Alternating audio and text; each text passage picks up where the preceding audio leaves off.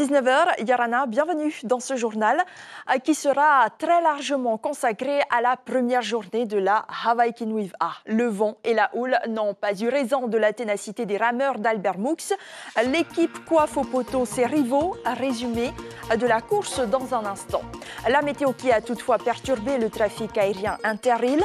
Un avion d'Air Tahiti fait une sortie de piste à Huahine. Les réservations sont suspendues. Le RSMA pour lutter contre le décrochage scolaire, discipliner les élèves et inculquer le savoir-être.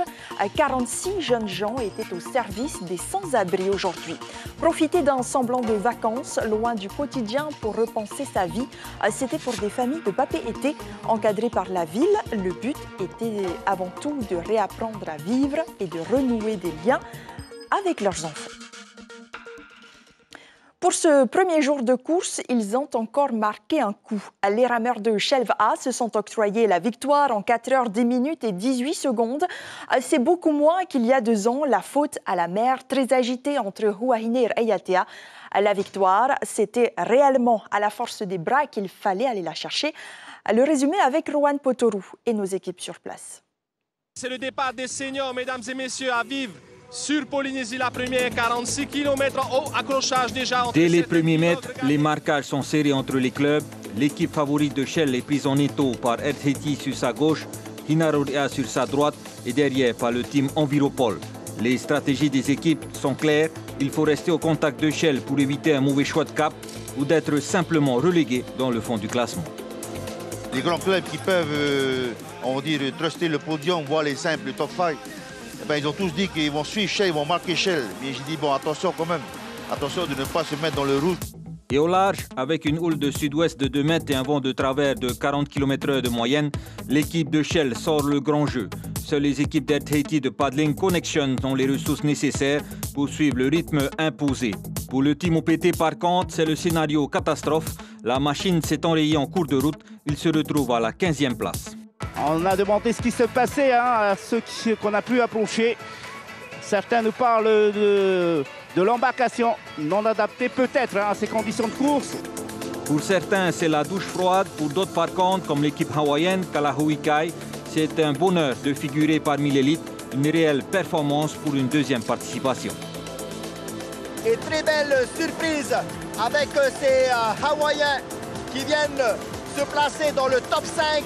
Juste derrière Aroué. L'équipe de Paddling Connection fait fort aussi sur ce tronçon avec un cap favorable qui le propulse à la 2e place juste devant Air Tahiti. Mihimana Amin, barreur du team, essaye tant bien que mal de conserver cette place avant la passe de Tiawaviti. Oui, c'était dur. Et plus pour eux que pour moi parce que j'ai vraiment pas assuré dans le surf.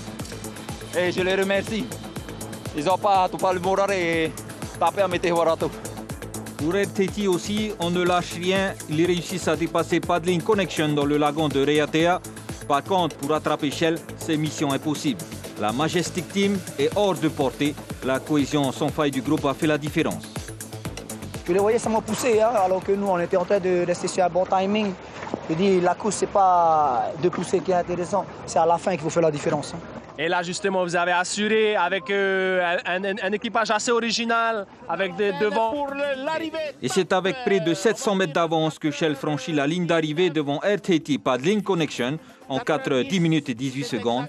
Pour les vétérans, c'est Tamari Aaro qui arrive premier devant Hawaii et Hinarorea. Et derrière ces équipages, on retrouve Nunuev A, Fareara, Team Tohie A, Toateiv A, Siamite Moanav A, Banque de Polynésie et Team Tiahup O dans le top 10. Air Tahiti Nui franchit la ligne en premier en 7h30 devant Toatei et Mata Arif A.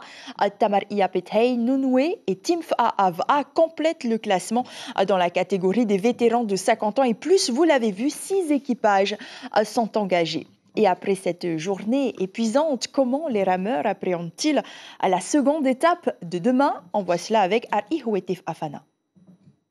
Les conditions ont rendu cette première course très difficile, mais on le sait dans la tête des rameurs, la course n'est pas totalement finie. Ils ont déjà la tête pour demain et nous sommes allés demander leur avis. Peut-être qu'ils changeront de stratégie vis-à-vis de la météo. Let's go. Demain, on change 6 gars. Du coup, on monte demain et on va plus réfléchir demain. On ira chercher au moins cette étape. Pourquoi pas, et bien terminer en beauté à Boura. C'est l'objectif avant tout. Voilà. La deuxième équipe est prête pour la deuxième étape pour demain. Donc, de toute façon, ce soir, on a une réunion qui va se passer entre nous et puis on verra notre stratégie par rapport à ce qui s'est passé aujourd'hui et ce qui va se passer demain. Hein. Jeudi, place à une course de vitesse à l'intérieur du lagon qui contourne l'île de Taha sur une distance de 26 km pour les 79 équipages, seniors et vétérans hommes.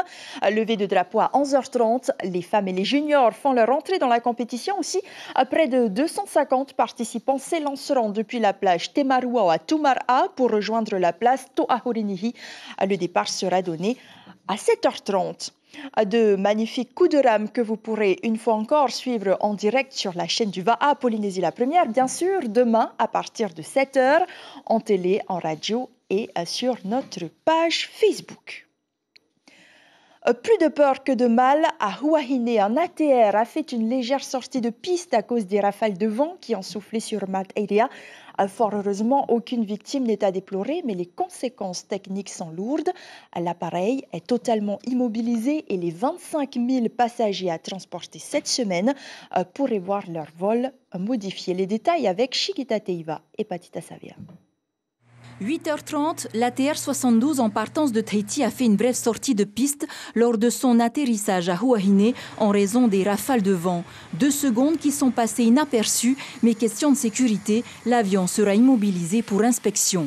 Il va falloir que les équipes techniques en collaboration avec le centre ATR, donc le constructeur, fassent les investigations nécessaires. Il y a une multitude de points à vérifier pour s'assurer que l'appareil reparte en vol en toute sécurité. Un appareil en moins sur les Raromatei en plein Hawaii-Kinui. Pour la compagnie Air Tahiti, c'est aussi 6 à 8 vols en moins. La compagnie a dû réorganiser son planning en quelques heures. Nous avons fermé toutes les réservations sur nos vols jusqu'à lundi, le temps d'y voir un peu plus clair sur la remise en ligne de l'avion qui a été touché sur Huahine. Et puis on invite nos passagers à aller sur notre site internet, sur notre page Facebook et également d'aller sur notre site internet sur la partie Gérer ma réservation pour voir leur dossier de réservation. Les perturbations ont commencé en début de journée. Illustration avec ce groupe de 27 passagers venus des Australes qui partaient sur Anna. Leur vol a été reporté. On ne connaît pas le motif de cette annulation. Et ben voilà quoi, c'est une très grande déception. C'est pas possible. Ça fait 3 mois qu'on s'est préparé. Ceux de Rimotara, ceux de Rurutu. Nous sommes tributaires quand même de Air Tahiti. Hein. Si nous dit le vol est annulé, ben, on n'y peut rien. Quant au vol à destination de Raiatea, il a été retardé. 1 heure de retard quand même, ça va. Mais au fait, Air Tahiti a offert un verre de citronnade à ma petite fille. Ça va pour 1 heure. La compagnie Air Tahiti enregistre 16 700 passagers acheminés vers les îles d'ici dimanche. Elle assure qu'aucun vol ne sera annulé et que toutes les modifications seront sans frais. Et malgré le mauvais temps dans la nuit de lundi à mardi, un potimarara avec à son bord 8 personnes, dont 2 enfants, a tenté de rallier Raiatea depuis Papeari. Sans nouvelles, les proches des passagers ont lancé l'alerte. Le gardien des forces armées a tout de suite été engagé et c'est finalement un autre navire qui signalera la présence du bateau, un navigant à faible allure en direction de Huahine. Le dispositif de recherche a immédiatement été levé. Une occasion supplémentaire pour rappeler les règles de sécurité élémentaires. Il est fortement déconseillé de prendre la mer lorsque les conditions météo sont dégradées.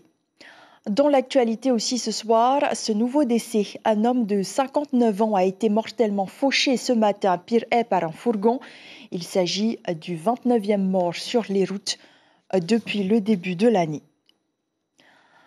Un mot de sport. Samedi, il y aura du spectacle au Stade Pater. L'AS Vénus affronte l'ASM Belfort dans le cadre du 7e tour de la Coupe de France.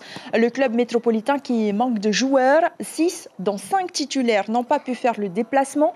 Certains faute de passeport et 1 pour blessure. Samedi, les joueurs polynésiens pourront peut-être tirer leur épingle du jeu. Rappelant néanmoins que le club belfortain connaît bien Tahiti pour y avoir joué victorieusement.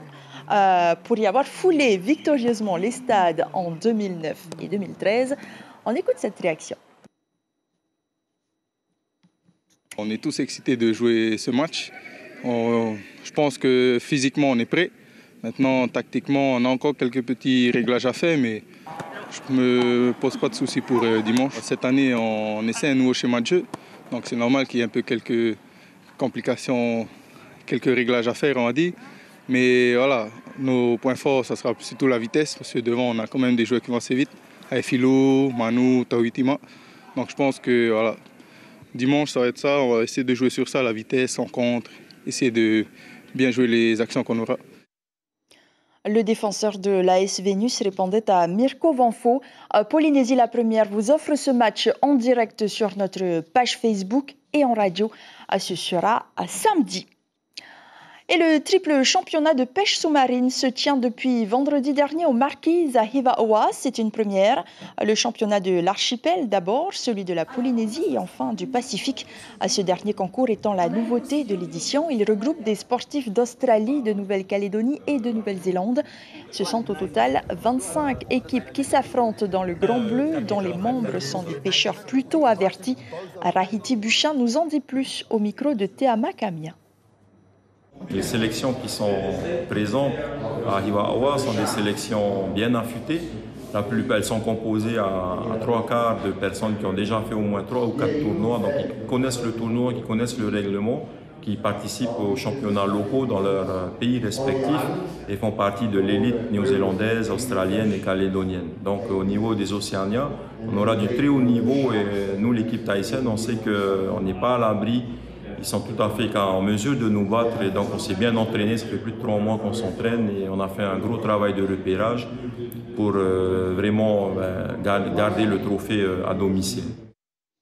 La compétition se termine dimanche. Ils sont âgés entre 16 et 18 ans, des jeunes gens pour qui l'éducation scolaire est devenue abstraite. Alors le RSMA vient à leur rescousse pour tenter d'éveiller leur conscience. Le dispositif volontaire Jeunes Cadets est pour eux le parcours de la dernière chance. Pour se rendre compte des difficultés sociales, les 46 élèves étaient en immersion au presbytère pour prêter main forte aux bénévoles du Père Christophe.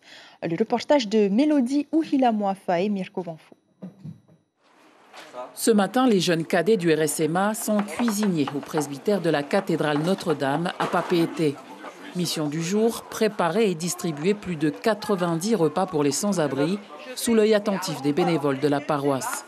Une découverte totale pour ces lycéens en situation de décrochage.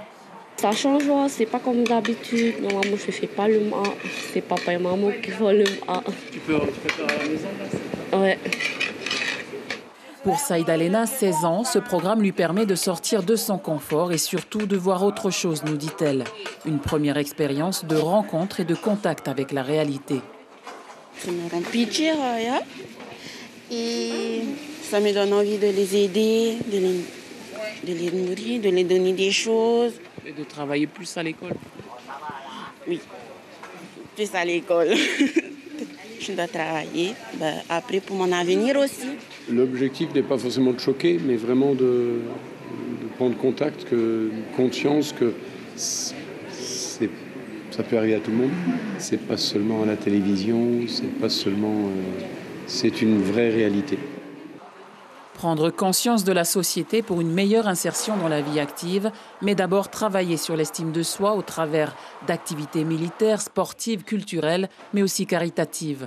Jeunes Cadets Volontaires est un dispositif partenarial, ministère de l'Éducation, vice-rectorat et le RSMA.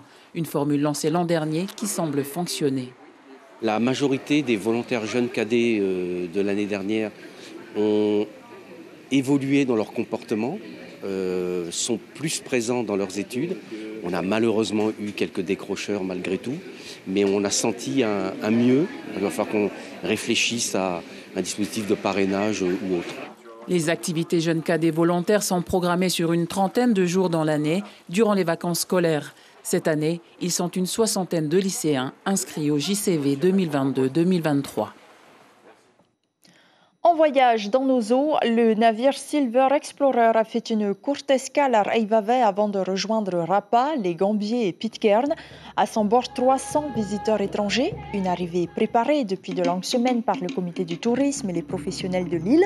Ravis de pouvoir accueillir ces touristes. Le tourisme qui reste une manne financière non négligeable pour les habitants des Australes.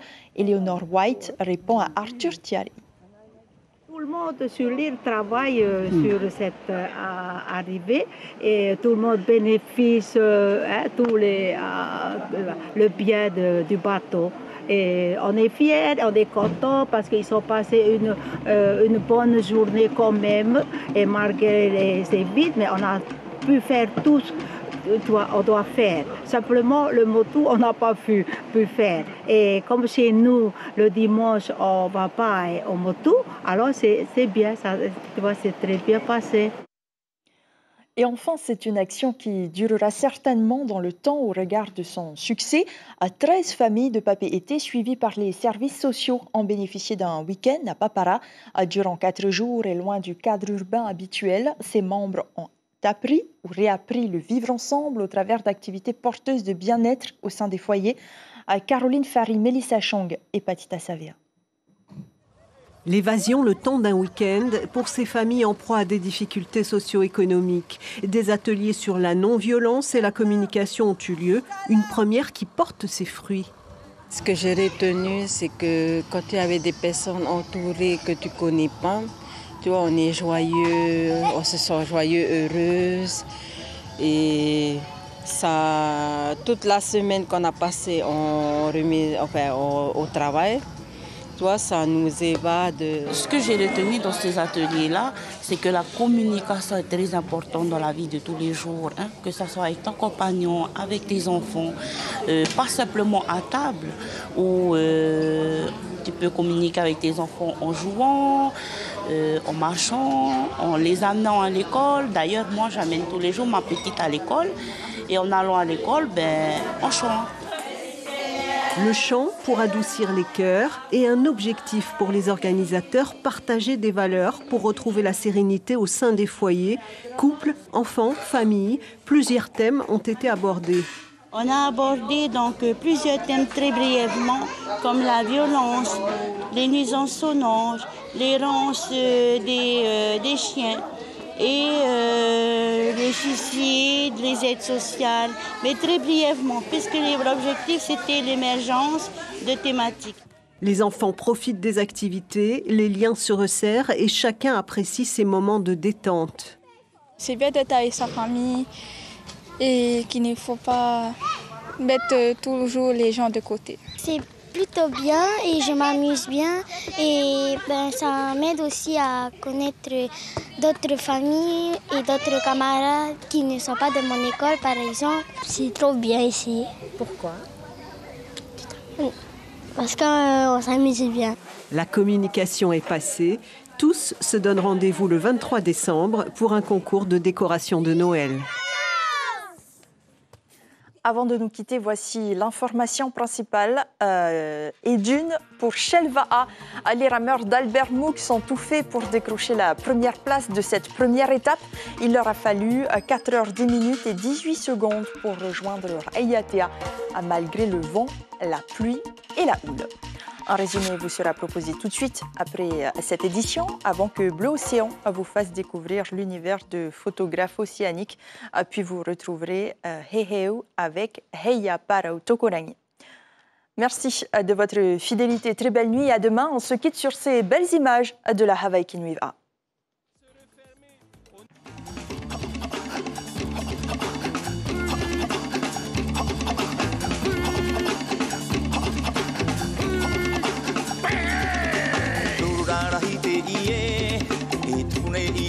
Matai, Yamai te mauma ona, te hoe I te waa.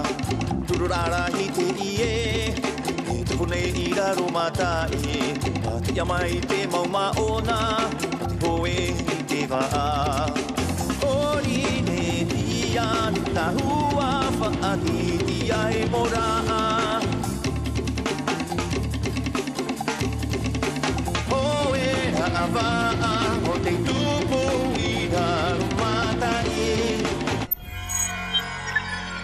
Retrouvez ce programme en replay sur notre site internet.